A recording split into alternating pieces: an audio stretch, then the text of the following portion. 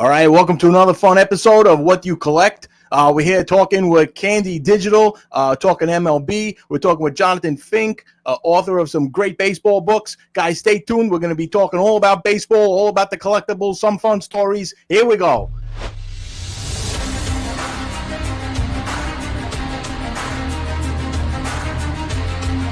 How we doing, fellas? How's everybody tonight? How we doing here? Okay. Right over here. We're enjoying the MLB season so far, or what? We got a lot of fun so far in the first half of the season, and who knows what's to come the next coming months that take us into the postseason, into October.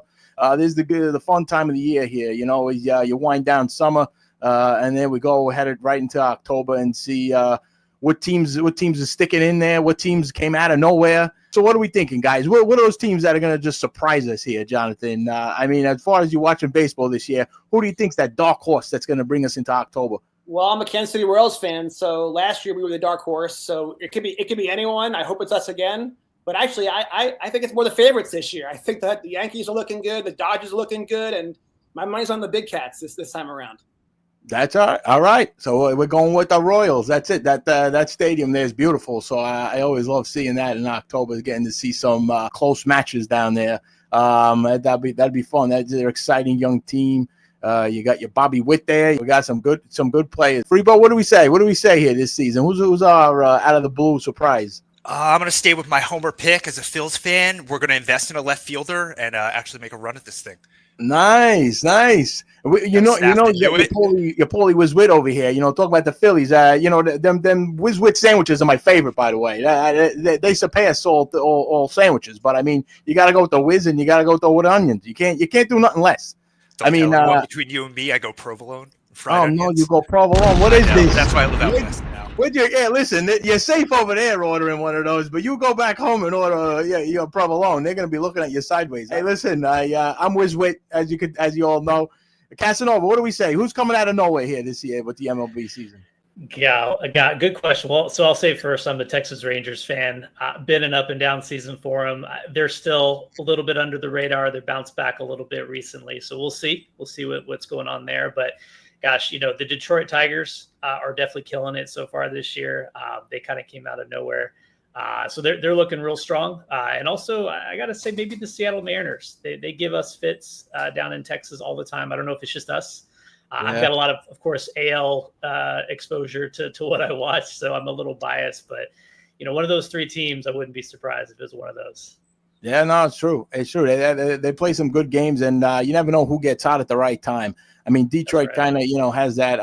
I think I see with them a little bit more complete. The Mariners, I know they dropped a bunch to the Yankees here, who I'm not that confident on. I don't know the Yankees this season. I mean, they're piecing it together somehow. They're getting but to get that string of wins is it's tough. I mean, it's when you're going 1-2 against the good teams and not taking the series, it's kind of shows up eventually. But I mean, we'll see. There's a lot more baseball to be had. Continuing on our baseball talks, we're gonna go with Jonathan here, telling us, Jonathan, we got a bright spot here with all the books and all the stories and all the different angles you could take on the game. I know we all love talking baseball, but why don't you tell us a little about one of your latest books coming out? Sure. Well, to focus on baseball, actually on July 4th, I released volume 2 of my first fictional novel series called The Republic Baseball League. And it's a story about a college professor named Kevin Dempsey who's obsessed with baseball and collecting baseball cards. And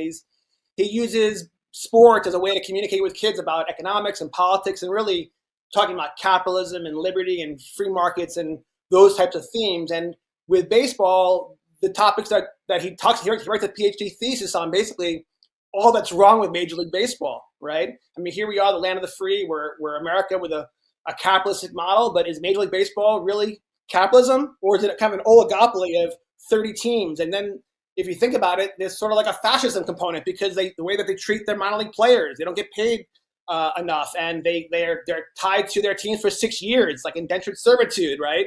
I mean, Kurt Floyd had to change free agency back in the 70s, but a lot more needs to be changed now. And so what Kevin does is he writes a thesis, and then with his students, he creates using I first simulated this, and then in the story, they use out of the park baseball to create a fictional league where all the kids become team owners and they recreate the league.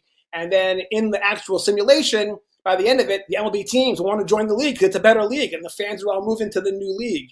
And then in volume 2, the league becomes real in the storyline.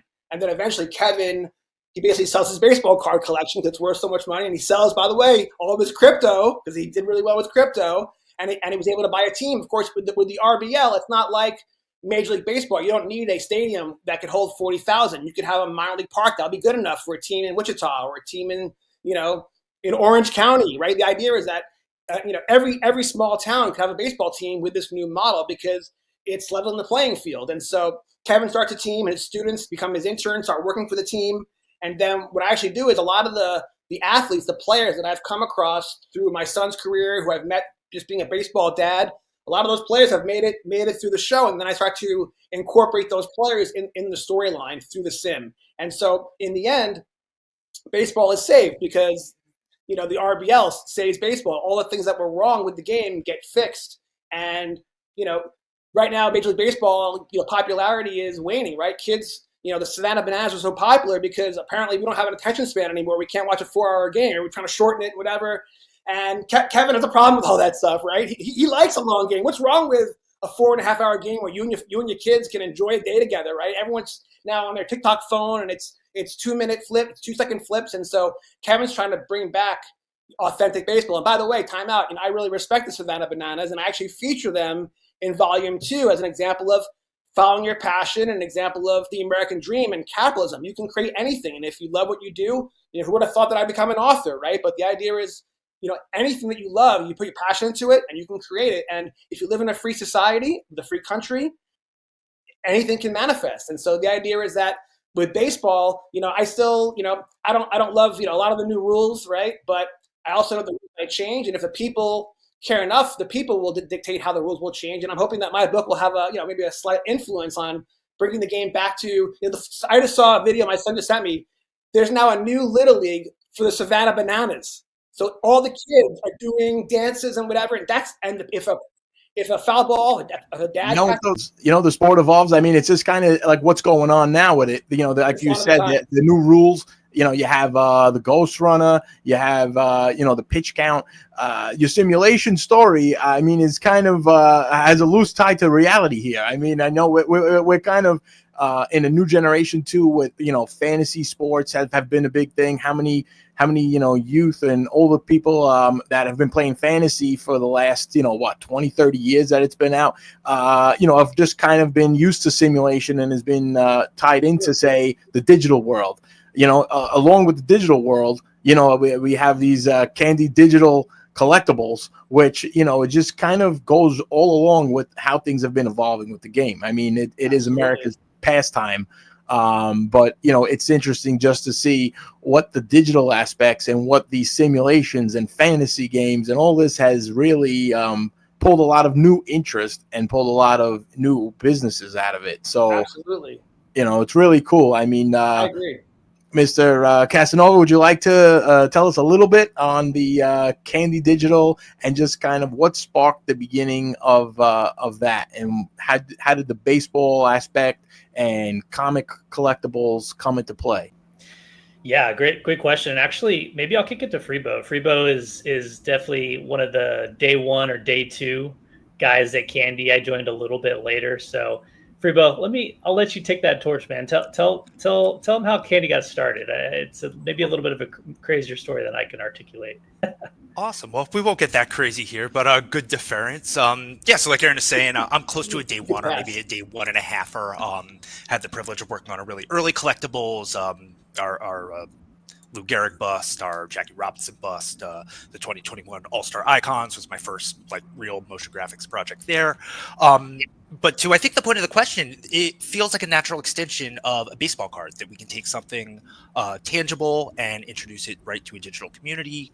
You can buy, sell, trade online, right? And just kind of offer, again, Jonathan, maybe to the point of, that freedom, that free market, right? Create an alternative to what's going on in the physical space as that, bloats and whittles, and that goes through its own evolutions.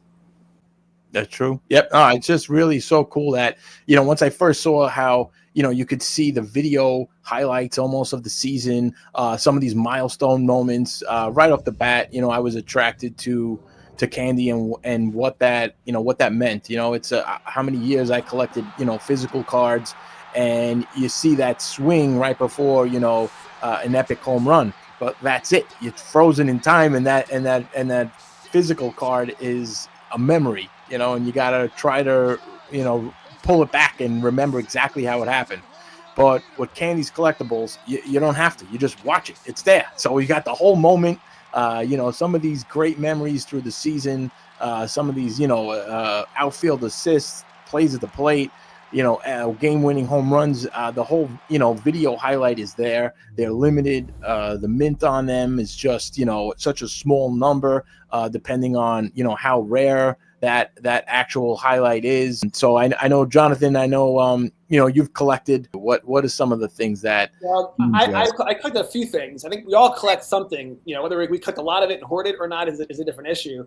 But as for me, it started with baseball cards, right? I'm a junk wax kid. I was born in '74, so I literally remember in second grade, my school bus was a gambling house. It's very interesting because now there's all this breaking controversy. It's breaking, gambling, and da-da-da. And is that okay? Well, Mike, when I was in second grade, we were literally gambling every morning on the bus. If you had cards, you go to the back of the bus, and we played this game. I don't remember the name of it. It was basically like war. And we put a card in, and if it was a doubling match, then you won the hand. And I remember sometimes I get totally smoked, and I'd lose all my cards. And then I remember the feeling when you'd win a big hand, you get off the bus, and you'd be like going through, because a lot of cards were common, right? And we were all building sets back then, right? So I remember the feeling when you pulled a Don Malley, a card that you needed for your set, was like the best story ever. And then you're like, all right, I'm not gonna go gamble with that one tomorrow. That one's gonna stay home. That's PC, right? So that's how I got raised. So from literally from second grade, I think through sixth grade, until I went to middle school, gambling sports cards was my favorite hobby, and it's probably the reason why I enjoy going to school. Like, who likes going to school, right? You look forward to gym class, right? And then, but for me, I actually literally when I was like, all right, see you later, Mom. I'm going to school because both ways. There was always gambling going on, and so that was a big part of how I was raised. And then, after. I remember I went through a phase when I was a little kid. I was collecting, I was really into Star Wars and collecting that kind of stuff and whatever. But with baseball cards, I was a junk wax kid, went to high school, gave up the hobby. And the way I got back into collecting was a few years ago because Kevin Dempsey, the main character of my fictional novel, the professor, he basically plays what's called baseball card poker at this card shop downtown. And then he goes to class and he'll show the cards. He'll talk about why I bought this Kurt Flood or this Hank Greenberg card or this Lou Gehrig card, and he weaves baseball history and such into his talks. And so when I wanted to write that book, I was like, I probably should go to some card shows, go to some card shops, kind of get the feel of the character and kind of channel the character to write the book. And that's when I got back into the hobby. And what's interesting is that when I got back into the hobby had totally changed. For me, when I was a kid, it was all about collecting and building sets. And as I started to, follow the YouTubers and go to the card shops, I started realizing what parallels and numbered cards and 101s, this was all new to me. On card, auto, hobby box versus retail blaster. I literally was like the caveman coming out of in the movie Caveman when Brandon Fraser's coming out, he's seeing the new world. And so I was really enamored by that because my day job is I'm a financial advisor. I invest for a living, right? So I've always had that collector kid in me, but now this hobby is all about making money. That's something I can really vibe with because I was looking at all these apps and Sports Card Investor and Card Ladder, and they're showing charts, bar charts like the '86 Flair Jordan, like it's a NVIDIA stock, right? Yeah. So that's when I really got back into the hobby, and then I realized, there's a book to be written here, and that's when I wrote Sports Card Collector Club. That's awesome. December 1st, and I've actually written the sequel as well. And even though this book is actually an investment book, so I took my 25-year career as an investment advisor and said, all right, well, how do I apply that? Like, how do I take my MBA, from UMKC and apply it to sports cards? And so in the book, I literally say, well, how would a day trader trade cards? How would a hedge fund do it? How would a private equity guy do it? Some of them work, some of them don't work, and I share all the experiences. But at the end of the day, the book is called The Collectors Club, not The Investors Club, because the truth is, when it was all said and done, you win money, you lose money, but I really wanted to become a collector in the end. I no longer wanted just to flip cards, make money. I thought I wanted to get back to the joy that I felt as a kid. So literally, right now, I'm collecting the 1986 Flair set, card by card.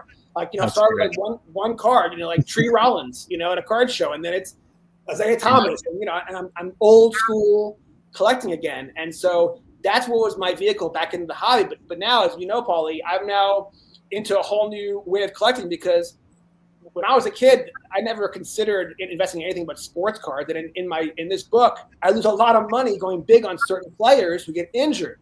Okay. Yeah. Now, Gary V, he's really big on V-Friends and all these non-sports cards. And by the way, all this digital stuff will apply. And I hope that you guys, I know you're mostly sports now, but there's a huge opportunity with these non-sports cards, because all these V-Friend characters, right? All these Pokemon characters, they all can be digitized, put on a blockchain, buy them with Ethereum, the same idea. But the Daring Dragonfly never pulls a hamstring. Yeah. Well, I mean, Casanova, you want to enlighten us a little bit? I know we have, obviously, with Candy, so many things. I mean, there's the MLB, there's comics. Why don't you tell us a little bit about some of the variety with Candy? Because as we know, it's not just baseball. Totally. Yeah, no. And Jonathan, you touched on it, like, just being able to be a collector, get closer to these players that you're fans of. That's kind of the Candy story, I think, from our side. We deal with two big main IPs, one being MLB baseball, two being DC Comics. And so our goal is to, in a digital way, bring you closer to being a fan. And of course, obviously, collecting digital items is kind of our go-to thing, right? So obviously, like Frebo mentioned, we've got, the digital version of a baseball card, we call an icon. And then we've got the digital version of a highlight, we call a gem. And Paul, you mentioned that, being able to, you watch the game or you go to a game, you see that amazing play and you're like, oh my God, that's awesome. You tell your friends, you tell your family. Imagine being able to also then buy that play in our marketplace and just kind of solidify it forever, show your kids, show whatever. And that's just kind of a moment that you can just relive over and over. And so that's kind of, just two easy examples we do on the MLB side. My question for both of you Aarons is, when I've talked with hobby guys about digital, one of the things that people like is, I'm a tourist, I like the whole thing, right? And so the idea of just being able to enjoy a video and image just on your phone or just on your watch seemed limited to me. And literally, it was yesterday with Paulie during our pre-show, checking out the technology, and he was showing me how he's turned his digital images into physical cards. Maybe you could talk to me and to the audience about that, because to me, that's the bridge that will connect, the people who are not tech savvy, right? The older guys who still want the tangible things, but yet this is a way where you could have a digital asset that could, by the way, is backed by cryptocurrency, which is going up in value, and there's all the reasons why it makes a lot of sense. But you also can make it authentic and tangible and real, like Paulie's got in his office. So how would I buy an image of Cags' first home run, and then how would I get it on a card so I can keep it in my office? And you mentioned Phil Rizzuto is in your portfolio, right? Of these digital things. Yep. I know some of the older players. I was telling them about. There's Phil Rizzuto. You got just a lot of the older players that you can collect again, and then you could go, back in time. It's just back great. To the question: how do you turn a digital asset into one of those cards? Sorry. Yeah, absolutely. No, good question. So, I mean, as you kind of see right behind Paulie, we do have some partners that provide the ability to put these cards on a physical, object that then, plays the video, plays it back. So that's definitely an option. I've seen you kind of do road shows where you're kind of showing people those things, which is super cool. I think I will say though, like from that perspective, there probably is a little bit more of there's an opportunity there, right? I think we've had a partner we've used in the past. I think there might be an opportunity for some more partners to bring more physical products to the space. Like I will say, Candy doesn't specialize in physical side of things. We're definitely very digital. We do at times get physical items, sign baseballs, sign different things that we'll send out to collectors and things like that. But there's definitely an opportunity to do that. And like I said, we've integrated with a partner already. We'd probably love to integrate with more. But yeah, I mean, that's the thing. There's no reason why, these items, they can't, however you want them, you should be able to display them as long as you have electricity and power, right? And so, I think mobile phones, everybody's got a mobile phone these days. They're as advanced as hell. And so, that right off the bat, being able to show your card collection, your comic collection to your friend just out of your pocket versus having to haul it around and worry about losing it or messing it up. Obviously there's advantages there, but yeah, there really is an irony in that tactility. I'd never quite thought about it that way, right? That the likelihood that you get use out of a digital object, whereas all right, talk about irony. I have another question for you guys. obviously you don't need a physical space to share and to buy and trade because you're doing it all through your network, right? But there's a community that's being formed, right? So it's just not physical. But has there been or will there be opportunities for Candy to create their own version of Fanatics Fest where all the people who own these digital assets can get together and share, and have dealers do tricks? I can tell you personally. Yeah, Paulie's taking us to Vegas. Yeah, listen, that's true. I got a bunch of comp rooms. I gambled on every casino on the strip. I'm sure I could get a room for each of you. As I can say, like, I've been to several events with Candy that you guys sponsored. Just a World Series watch party. All right, so you're already doing it. Game. So I mean, I'm sure they could elaborate and go into it, but it's already been out there, and that's some of the great parts of the community here. Chatting on the Discord, talking to some collectors, and then meeting them in person. So if you guys want to take it away to go a little further. Yeah, and certainly, community is sort of that pillar of Web3, Web 2.5, whatever you want to refer to it as. And in the past, we have done partnerships with different athletes where we've done meet and greets, right? And that has been a utility. We've worked through our packs, worked through our product offering.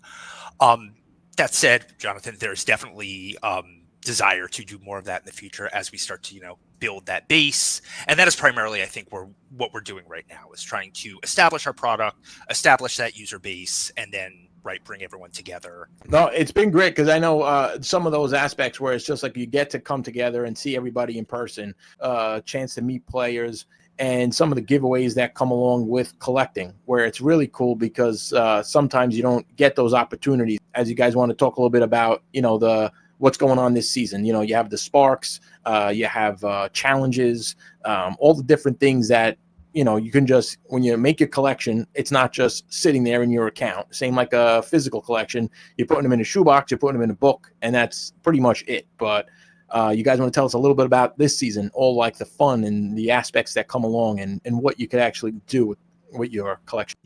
Yeah, sounds good. I'll take it away. Yeah, so like I said, we want to bring fans closer to just the game and the experience, right? And so, for example, with our gyms collection, which is just the highlight product that we have, we put out a monthly gyms drop. Frebo and his creative team do a great job of kind of pulling the best plays of the month, chopping them up, condensing them down to kind of the best parts, the best angles.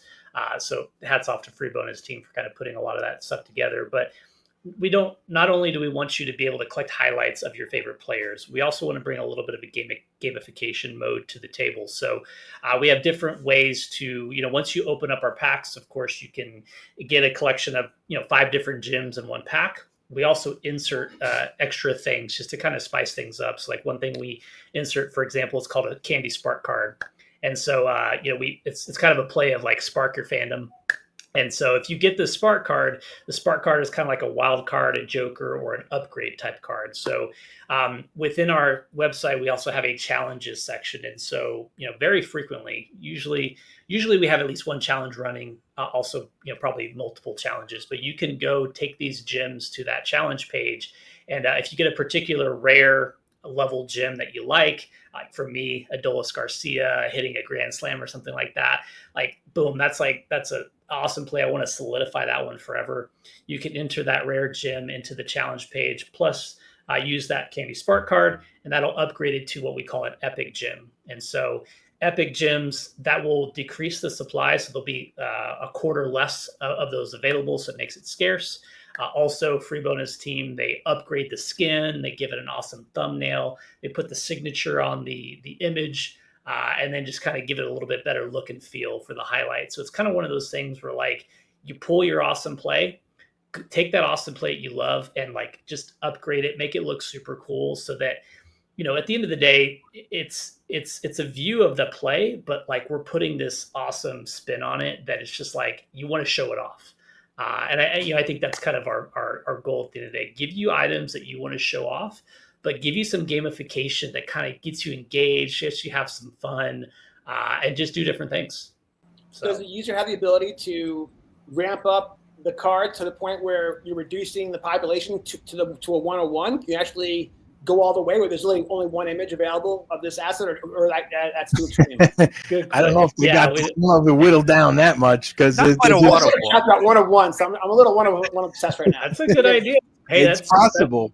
That's a good idea. We'll get there, right? A 1 of 15. But yes, Jonathan, that is the idea that right, as capacity is limited. And to circle back, that's how you would get that Jack highlight right in our June Gems drop, right? He's a home run that month. You would go in, you could either buy that on our secondary, you can buy and rip packs, right, at your chance, whether an uncommon or a rare. We do have a different, rarity tiers that are established within the Candy ecosystem. So for instance, our highlight product, we have 3 rarity tiers, our icons have 5. And like Aaron said, we've started to introduce variants and things of that nature to kind of spice up the packs. We introduced rainbows this season and what have you. And then maybe even take a step further back around community is you can go on the Discord and nominate plays that you want to see in that month's drop. That's a good way to kind of get eyeballs on them. Absolutely. Yeah, we want feedback. We want, we ultimately want to give a product out that the community wants and enjoys. And I think there's no better way to then open up a nomination, a feedback loop. There's so many plays that happen every month, and there's just no way that we can absolutely catch every single one. And we love debate, and so we're opening up a nomination channel, and let the fans vote on what their favorite plays are. Well, so let's make sure we have them in the packs. You're tapping into a topic that I mentioned in my second book, which is the idea of co-creation, right? And all corporations do it, but humanity does it too. And one of the ideas in this book, and as we get towards volume 3, what if an entire baseball team was run by the fans? Meaning, what if real baseball became like fantasy sports? You have a blockchain.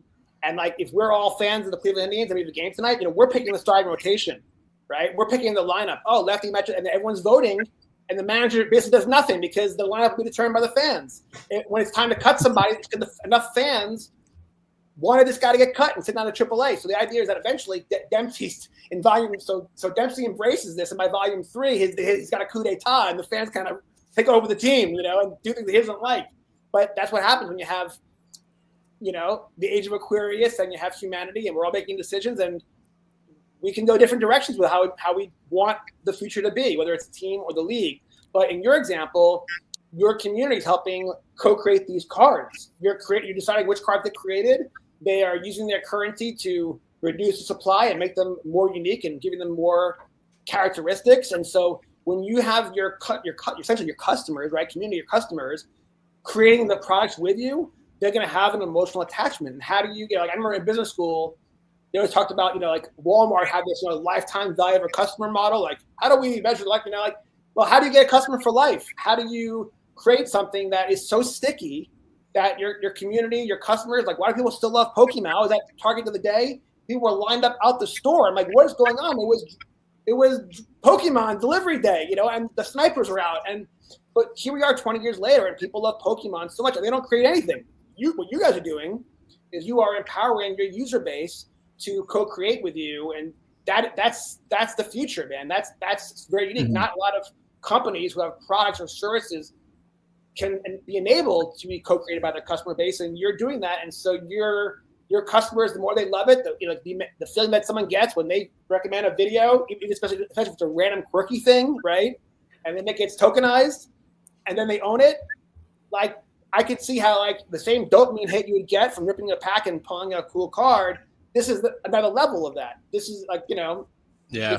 This is I've been a collector obviously since the first Uncut Gems pack that came out with Candy. So I just really enjoyed the whole, process over the years, just seeing how often that they come up with something new. And you're right, as it does a lot of times come from community suggestion, as, you have that investment from the community that is really tied to the product, and they love certain things. They don't, they might not like others, but just to see how great, some of these rewarding challenges that they still produce, where it says okay, you could use your old cards from 2024 and introduce them to get you some, points, and you could get some challenges through that. So it doesn't just totally forget your old collection, because as you keep building through the years, how many times do you go back a couple years and you say, oh, okay, remember this this collectible that I have, this moment in baseball history, and now you decide whether you want to keep it or do you want to burn it. You could just basically send it in and get some sort of reward for it. So that's some of the awesome things that I really liked with Candy, that over the years you've just kind of evolved that, and I think a lot of it has come from the community and come from your team and working together doing that. I I don't know if you want to explain a little bit more, just kind of how you guys see that with all the collectibles that you have in your collection. Totally. Yeah. And like maybe the last thing you said there, a lot of the ideas come from the community. Like that's very true. Like I think, the team, Frebo and I, plus, definitely the other chunk of people behind the scenes, we're always ideating, whiteboarding, trying to find different ways to create gamification, engagement, fun, fandom, all the things. Right. But honestly, like a lot of ideas will come from the community and we'll be like, what do we think about that? Ooh, what do we think about that? Ooh, is that possible?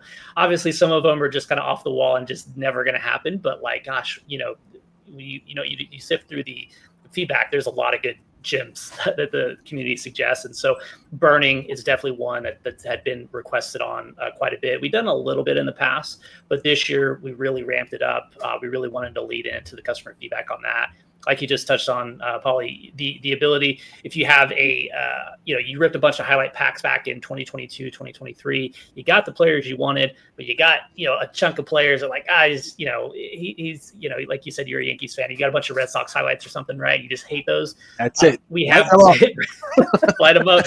We have the ability to, we run these things at least once a month, sometimes more. We're going to try and do more, where you can take those old highlights to our, basically our burn machine and just burn them, get rid of them. And then in return, we'll give you different rewards like a spark card or a new pack or a discount off a future drop. And so that kind of gives you the ability. It's kind of like a trade-in, right? Like you collect these things, they can still have value in the future.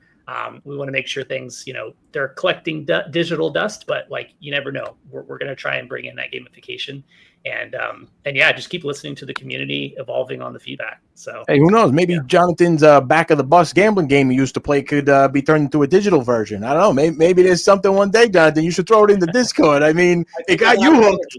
Imagine if that happened digitally. I've been aware of NFTs and all that stuff, but I haven't done it because you got to get a wallet and you got to get a network, and then you see all the guys who get hacked and whatever. But with you guys, your assets are all on an Ethereum-based blockchain, but I'm just going to use a credit card and pay in dollars, right? So can you talk to me about the back office technology that's facilitating this and how that may be different than other baseball assets you could buy on a different exchange somewhere else? Like what you guys seem to do is very streamlined and it's easy, and I wasn't even aware how easy it could be. There you go. So it sounds like you've gone through it, which is perfect. Like that would be my challenge, is like if you haven't tried it out, try it, because literally go to our website, use an email address to create an account, and then you can go buy your first, highlight or icon card within seconds just by using your credit card. And so absolutely, like I've been playing in Web3 for the past like 4 or 5 years now, and I get it. I've had the MetaMask wallet with the Ethereum tokens or USDC and convert and transfer over the bridge and all these things. You don't have to worry about that on our platform. Just email address, you put a credit card on file, and you can go to town. And that's the goal. We want to make it easy. Also, there's when you create this account, you more or less you get a wallet added to your account as well. Right. So, but it's also custody in a way that like there's not going to be a hack. You're not going to lose things. Obviously, the only hack that could happen is if you lose your own personal password, which that can happen on your own. But in a sense, like there's not going to be this like you do a digital signature and like, oh gosh, I just gave access to everything.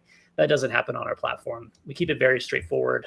And so, as Frebo mentioned, we're very Web 2.5, and that's kind of what we mean, right? So like it's the Web 2 experience, email address, credit card, but in the back end, it's also a Web 3 type integration where things, once you purchase things, they are on chain. So you can go on chain, it's tokenized, you know exactly the supply of everything, what's there. And then once it's minted, like it's not going to go anywhere. And so those are, a lot of things that we integrate. Go ahead, John. Okay, so naive question here. Is Ethereum different from Bitcoin in the sense that even though people like on CNBC will refer to Ethereum as a cryptocurrency, it's actually a contract, right?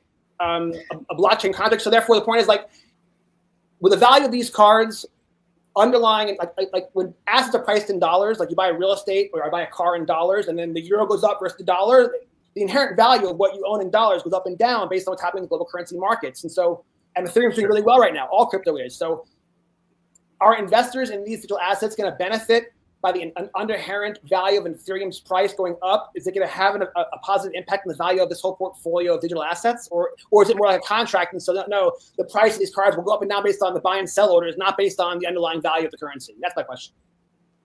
Yeah. Frebo, it looks like you wanted to go. Go for it. I'll let I want to talk, but I'm curious what your answer is. I would say the latter. I describe us as crypto adjacent. So really the community is what sets the floors and the ceilings for product. Right. And that all comes through in the different, each product is bespoke to itself, whether it be an icon line, say for instance, like a rookies or showstoppers or Hall of Fame versus like a gems, right? Again, the community sets all those floors, those ceilings, and people tend to abide by those.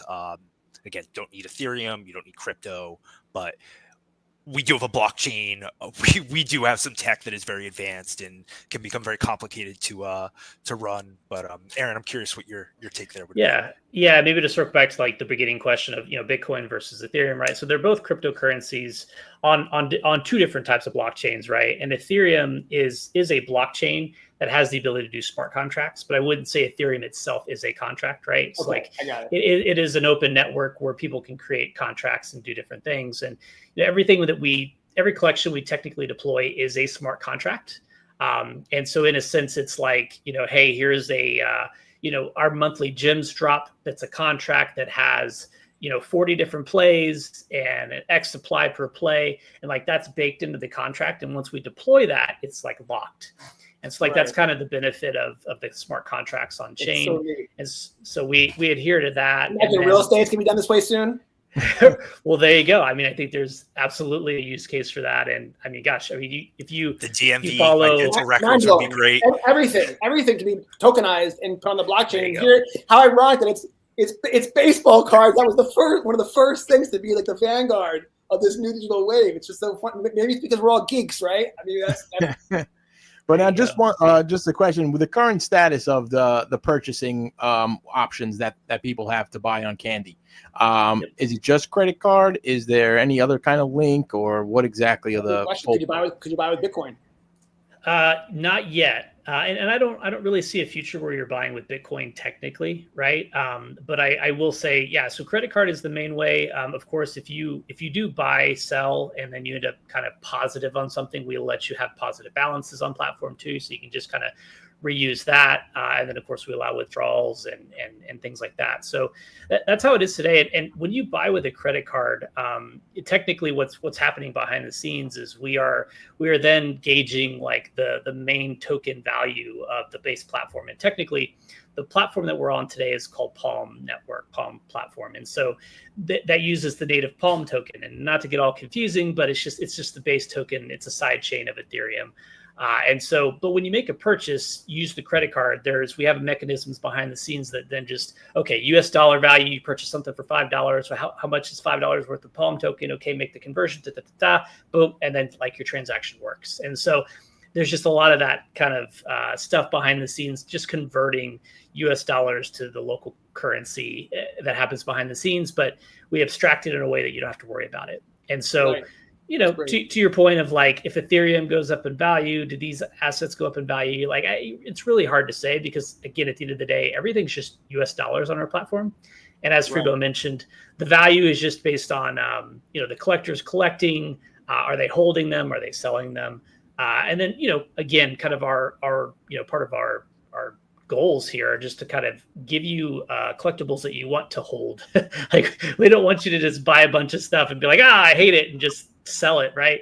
We want to create the ability, you get collectibles you want. There's also challenges where you can burn collectibles you don't want. There's collection challenges, like you said, create full sets of different things. Like that's more reason to kind of buy and hold things, create a full set, get a reward for that, different things. So hopefully that answers your question. Yeah, that's some of the fun stuff that I saw with Candy. I mean, you have like you're bringing back a lot of the love for the sets, because honestly, with a lot of physical stuff today, no one really goes for sets. You know what I mean? I mean, it's very rare that you see a kid really chasing maybe more than just a base or a common or a cheap set. But it's really cool that with the digital collectibles, it's just like you have a reason to, because a lot of times there's a chaser card. It's something that all of us, could be a set of 9, but that 10th card is going to be a reward given to you once you have all 9 or whatever's needed for that particular challenge. And as you guys want to just elaborate a little bit on some of the great chasers you guys have had over the years, where now it's all of a sudden, okay, I want that set because, for example, there's a Ken Griffey, a great Ken Griffey highlight that comes along with that. I mean, that's just some of the fun that, comes into the value of collecting a whole set. My mind kind of immediately goes back to how the community has shaped our product over the course of 4 or 5 years. I've largely learned, and this is Jonathan to kind of speak to what you're saying. Like, I think I'm an old soul of a collector. I don't flip things. I buy things because I like them, and then I hold on to them. So that's kind of always how I've approached our product. What I've learned over time is to get out of the way. My skill set, I'm a motion designer, graphic design and animation for 20 plus years in a client-based industry. So Jonathan, again, interesting choice of language to say now we have customers, right? And they've been influenced, right, a lot of design decisions, a lot of personality traits that go into the card. So this is all to say, from a chaser perspective, the biggest challenge with creating any set is what content feeds into it. So for instance, you would have a set like in 2022, we did a Hall of Fame set that was really cool. You could click, dive in, and interact with, footage and image, and kind of takes you on a curated journey through their career. We soon learned, right, the technology on phones doesn't really support that. That kind of became a difficult lift. So, okay, we're going to then try some different tech in a different sort of collection.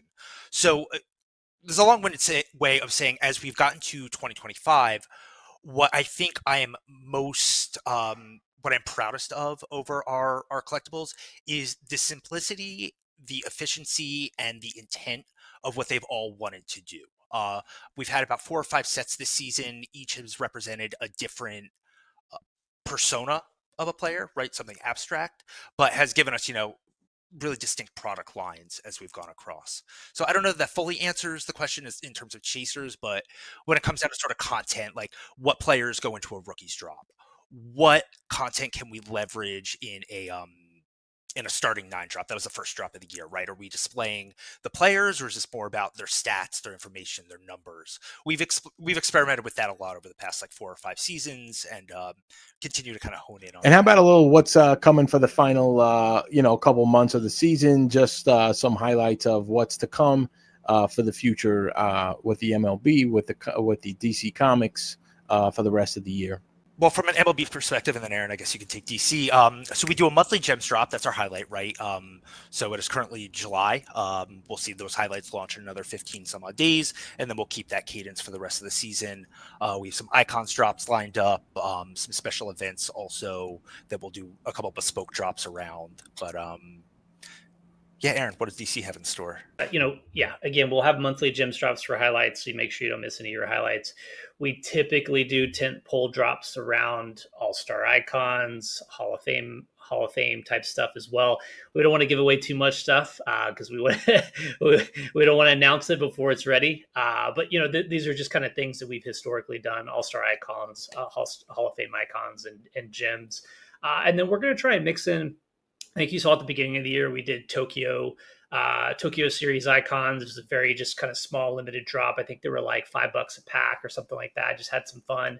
We're going to try and do a couple more bespoke small deployments where pay $5, you rip packs, you have fun. You might be able to get some kind of rare chasers out of that.